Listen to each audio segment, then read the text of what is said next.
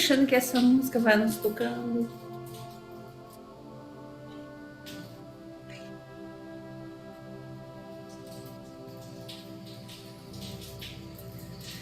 E nós vamos só nos trazendo presente para esse momento.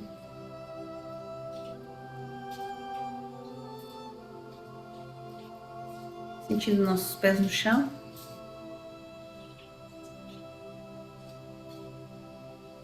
Sentindo a presença do nosso eu superior.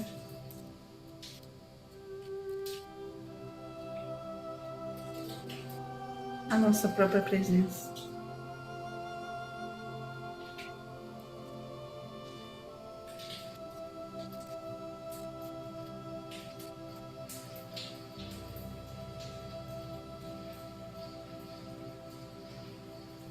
Que nós possamos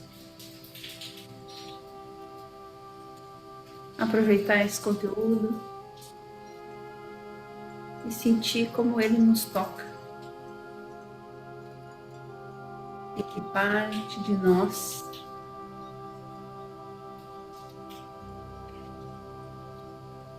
somos tocados por ele.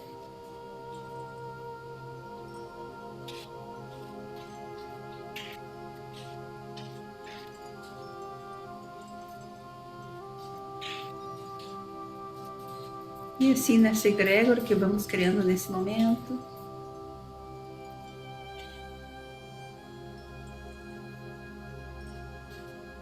com essa intenção,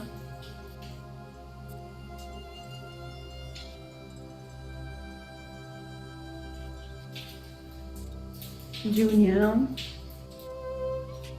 principalmente com essas partes todas nossas.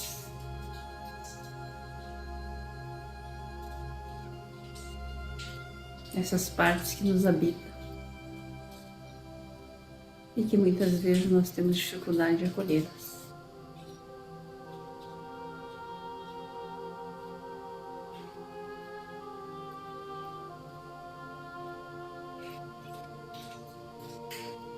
Devagarinho, cada um no seu tempo, pode ir voltando.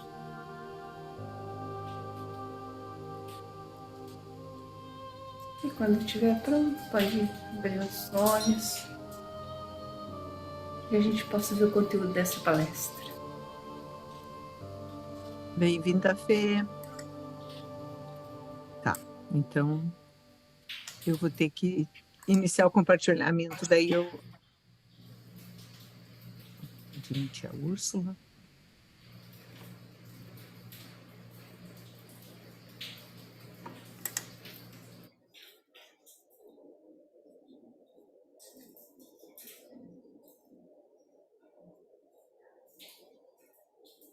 Então, gente, nós ficamos com o capítulo 5, né, do livro Caminho para o Real, e neste capítulo é comentado, a Eva comenta, né, porque na verdade eu acho que ela tira das palestras, as atitudes construtivas no autoexame, e ela bem no início, ela comenta para a gente usar as perguntas que a Vera trabalhou no encontro passado, né, como base. Então, é um comentário que logo em seguida, assim, do texto é isso. E aí tem meio que nós dividimos, foi dividido por tópicos, né, a importância de verificar emoções e sentimentos. E aqui eu queria falar uma coisa, não sei, eu na minha limitação, eu sempre ouvi falar que o Petor tinha 3 ferramentas, né? A meditação, a prece e a revisão diária. E escutando um Heitor, que ele adora comentar palestras, e ele fala uma coisa, eu digo, mas isso que ele fala é muito verdadeiro também, que a leitura das palestras e o estudo delas em grupo é outra, né? E eu sou uma pessoa que eu sigo, até porque, como eu tenho grupo, eu gosto de fazer grupo. E como no grupo, assim, o caminho de às vezes o acesso de também chega no meu, né? Me toca também. Então, deixa eu puxar essa coisinha aqui para cima. Tá. A descoberta das emoções destrutivas é um fator perturbador para vocês. mas deixá-las escondidas, em segredo, gera culpa e, com o tempo, nem o seu eu consciente sabe mais delas, ficam esquecidas. Escondê-las não significa livrar-se de sua tirania. Saber de sua presença não obriga-os a agir destrutivamente. Mas não saber faz com que não vejam como são regidos por elas. Sentir, perceber é diferente do que manifestar. Os acontecimentos externos. Deixa eu admitir a Vivi.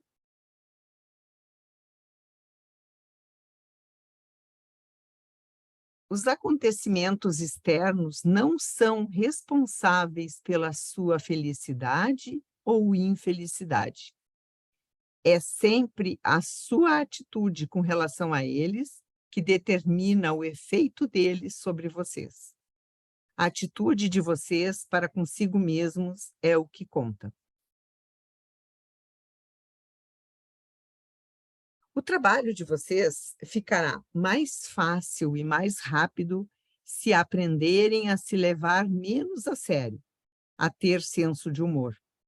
Reconhecer uma tendência negativa não é a mesma coisa que agir de acordo com ela. É incrível, né? Na verdade, não tem novidades de muita coisa que a gente já viu, né? Só mais lá adiante ele vai especificar melhor como ele gostaria que a gente fizesse a revisão diária, daí aparecem muitas coisas mais, né? Então, adotar essas atitudes não vai mais provocar decepção consigo mesmo, mas vai proporcionar alívio e libertação. Vai liberar energias paralisadas e aumentar o respeito próprio. Quem tiver coragem de encarar a si mesmo, olho no olho, sem vacilar e sem dramatizar sua maldade, fatalmente gostará muito mais de si. Isso aumenta a autoconfiança e a permissão interior para ser feliz. Há muito material também nos sentimentos negativos passageiros, sobre os acontecimentos e situações, relacionamentos e suas reações. Há muito que aprender com eles. Uma coisa aqui. Um pouquinho, tá? Isso, para mim. O que provoca danos não são as emoções, mas sim a atitude temerosa, culpada, não verdadeira e exagerada a respeito delas. Elas precisam sair de dentro de vocês, ou seja, tomar consciência delas e descobrir a origem. Encobri-las é um veneno emocional que arruína a corrente sanguínea psíquica. Vocês resistem a ver algo indesejável nos outros, pessoas necessárias, amadas e próximas, que se quer respeitar.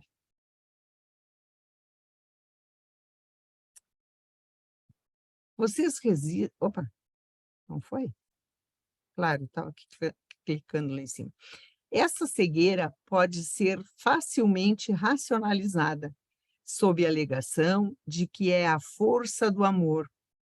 Mas o amor verdadeiro não é nem precisa ser cego. Talvez seja o medo de não ser capaz de amar e respeitar uma criatura imperfeita. Ou o medo de precisar agir, fazer mudanças, dizer a outra pessoa as suas percepções a respeito delas.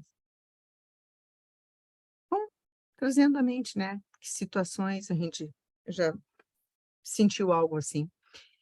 A repressão dessas percepções gera desunião, desapego, desconforto e constrangimento. Encarar tranquilamente a percepção sob a luz da consciência, expor a questão, jamais pode ferir os outros ou o relacionamento. A coragem de assim proceder o guiará para escolher o tempo adequado para esta confrontação. Imagina, né, fazer isso na hora que o sangue lá deu uma fervida, né? Pode, o que que vai vir, né? Não vai ser uma confrontação, vai ser uma declaração de guerra. Até me deu calor. Outra razão da resistência é não querer lembrar de uma mágoa sofrida. É preferível acreditar que ela não existiu. Mas não é possível trapacear o eu. Ajo como se isso não existisse e dessa forma isso vai desaparecer. Essa mágica infantil não funciona e traz consequências gravíssimas. É como se a gente fizesse um ferimento, né, em qualquer parte do nosso corpo, não higienizasse, não limpasse, não olhasse para ele, só passasse lá uma atadura, o dia que começar a feder já é gangrena, tem que tirar, né, o dedo, a pé, sei lá o que fora, né? Tá ruim. Então, aqui deixa eu voltar. Agora eu convido vocês, gente, assim, bem, cada um no seu tempo, só fecha os olhos um pouquinho. Traz um relacionamento que talvez esteja com algum atrito, ou um relacionamento que tu tenhas que tu não queiras ver a verdade acerca dessa pessoa. Só te pergunta: que mágoas eu guardo? Que ressentimentos eu tenho? Só reconhece, te observa.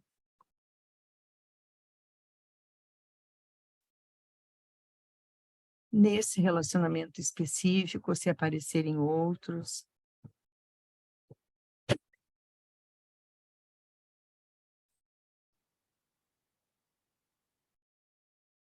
se tiverem cientes do sentimento, do ressentimento que tu tens, das mágoas que tu tens, vai te trazendo aos poucos por aqui e agora. Só registrando no teu eu interno esse sentimento por essa pessoa específica, ou outras que tenham surgido, né?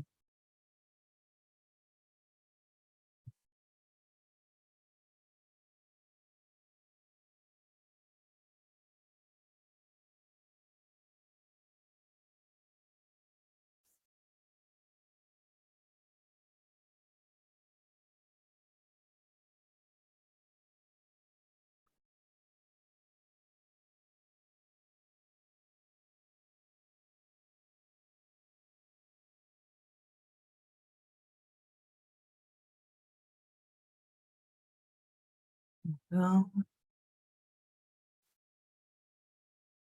convido vocês a voltarem. Elza, agora é contigo. Bem, vai passando para mim os slides para a gente só trocar. Então, nessa parte da palestra, então, o guia começa a falar das resistências, né?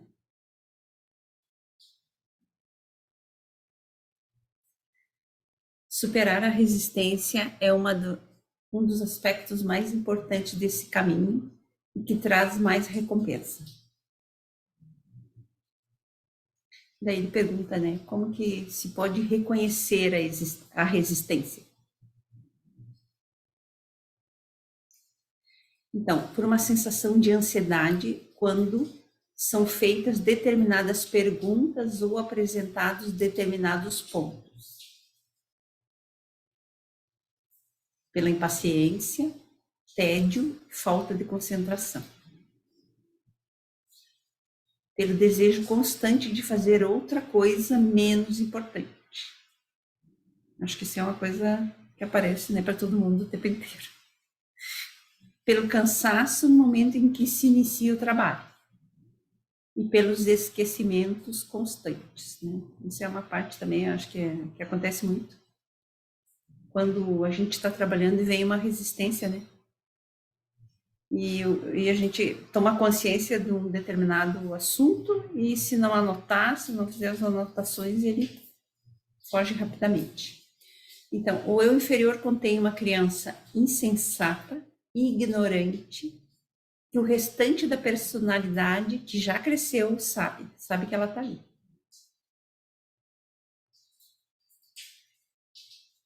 Então, agora eu vou falar da criança interior.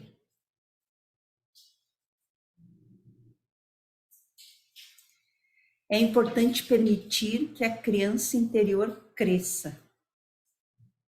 É importante que ela seja plenamente reconhecida e admitida. E a sua presença precisa ser aceita. Essa parte imatura faz exigências unilaterais, injustificadas e muitas vezes bastante injustas. Sempre quer alguma coisa sem dar nada em troca. Quer as vantagens da condição de adulto, com toda a sua liberdade, e simultaneamente quer as vantagens da infância, sem responsabilidade por si mesma. Essas exigências são ocultas. Ela não quer crescer e resiste. Então, a parte resistente, de má vontade do inconsciente, jamais deve ser forçada. Ela não cede à força. Assim, é uma boa política inculcar no seu inconsciente que não são obrigados a mudar, que essa parte tem todo o direito de permanecer do jeito que é.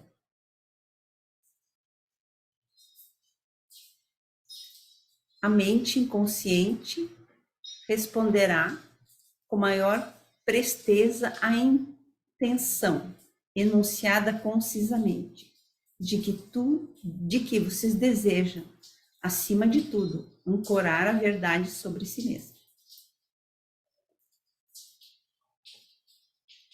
Quando a criança interior tem permissão para manter a sua proteção pelo tempo que quiser, desde que o processo ocorra abertamente, ela fatalmente vai descobrir que a proteção é exatamente o contrário e que é responsável pela dor e pela privação.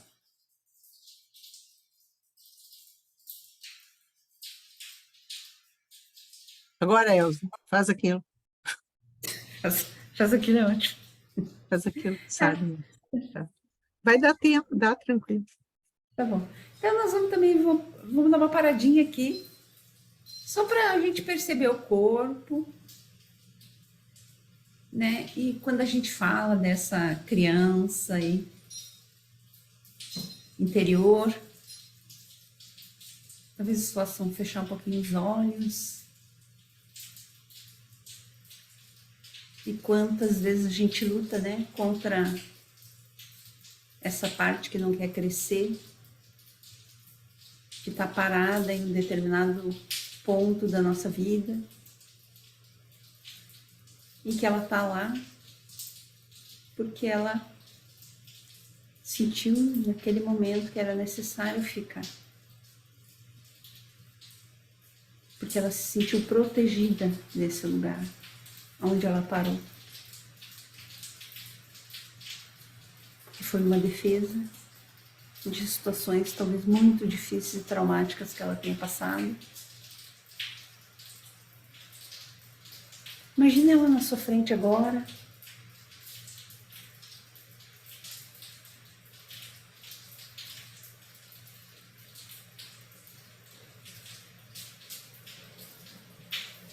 Experimente dizer para ela: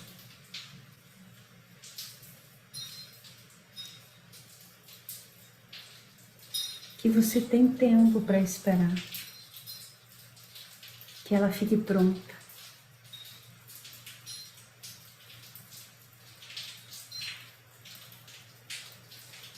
Que ela não é forçada a nada.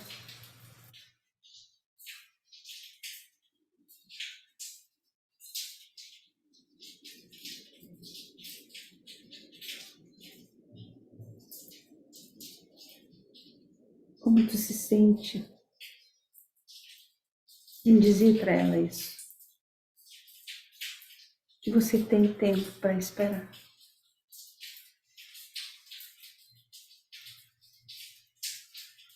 E que tu não vai forçar essa parte a fazer nada que ela não queira. Nada que ela não esteja preparada para fazer. Como é olhar para essa parte com respeito. Respeito ao tempo dela.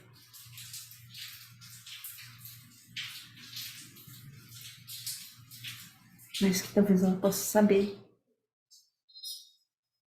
que você está aí com ela.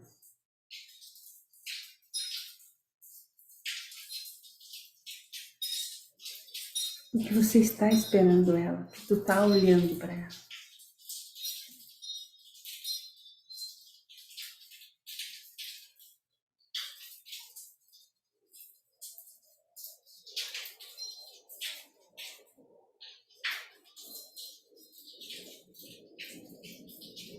Veja o que acontece com você e com essa parte que também é tua.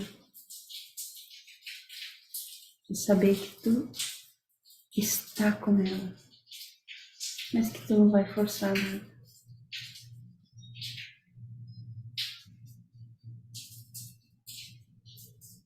Como é respeitar essa parte que ainda se defende, que ainda tem medo.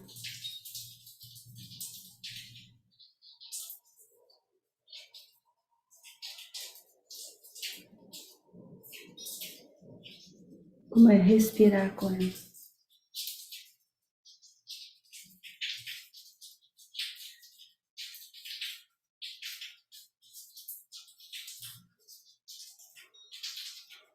Deixa que ela saiba.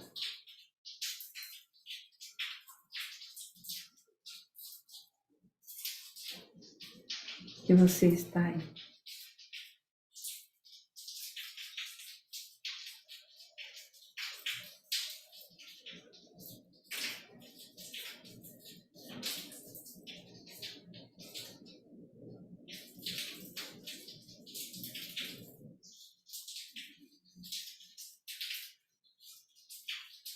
E assim,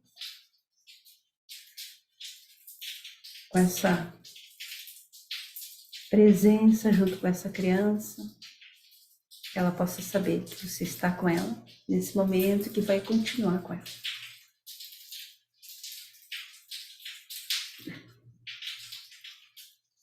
Devagarinho, pode ir voltando.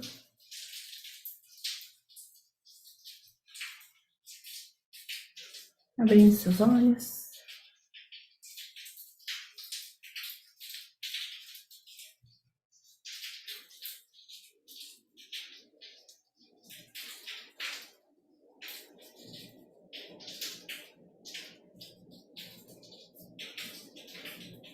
Essa palestra, o guia fala de vários assuntos, mas que nenhum é muita novidade, né? Muita recapitulação. E daí agora, nesse momento, ele fala do tempo e da disciplina. Para executar o seu trabalho, é preciso concentração e presença ou ausência de resistência. Não é melhor uma boa concentração de 15 minutos do que ficar várias horas com a mente vagueando. O que conta é a qualidade do tempo investido e não a quantidade.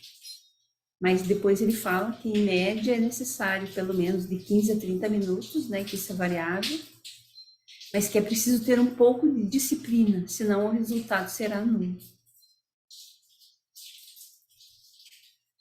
E as desculpas, né, que nós usamos. Eu não tenho tempo. E daí ele fala, se a vida não é satisfatória, é preciso fazer algo para mudar isso. Se isso não pode ser feito, e se não houver disposição em investir em alguma coisa, como é que tu vai mudar? É preciso, né? É preciso justamente estar insatisfeito e investir naquilo que tu está querendo mudar. E o que fazer, então? Pedir ajuda da inteligência criativa interior, fazer lista de perguntas, reconhecer as atitudes destrutivas e a revisão diária.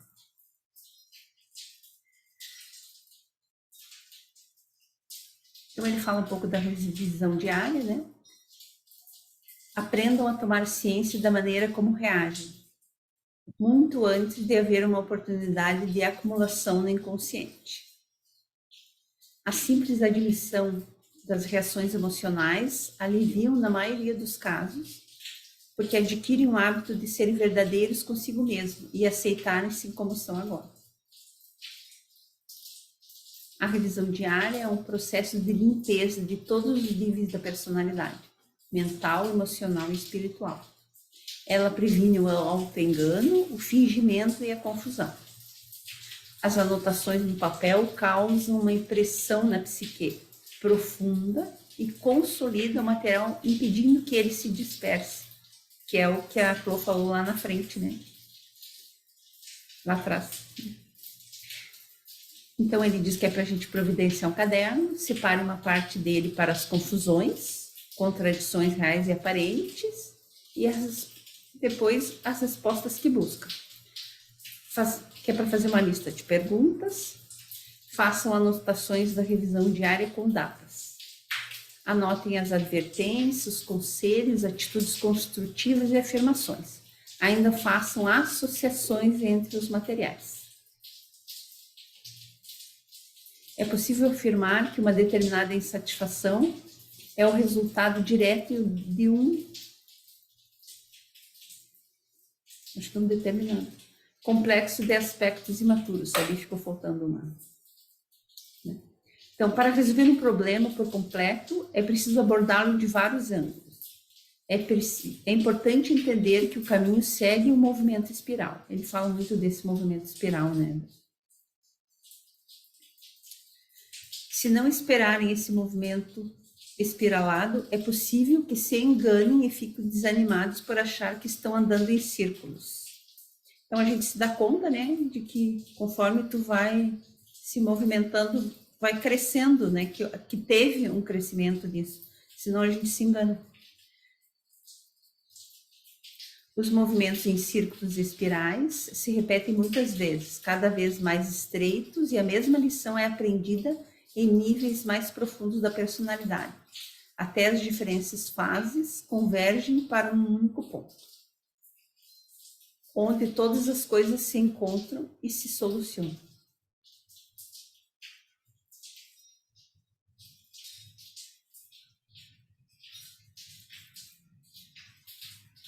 Então é isso, né? Essa palestra também não tem, né? Como eu falei, não tem muita novidade, são assuntos que a gente